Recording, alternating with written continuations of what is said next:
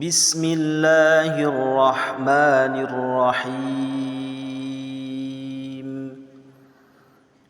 قالوا ادع لنا ربك يبين لنا ما هي إن البقرة شابه علينا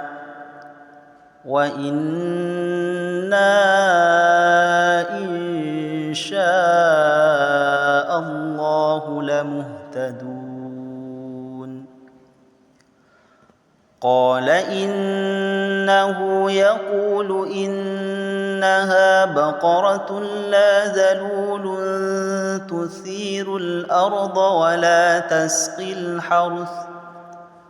مسلمة لا شية فيها قالوا الآن جئت بالحق فذبحوها وما كادوا يفعلون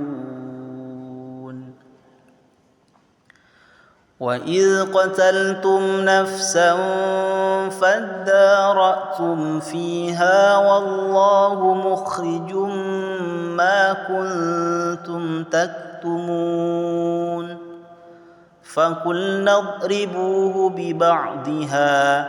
كذلك يحيي الله الموتى ويريكم آياته لعلكم تعقلون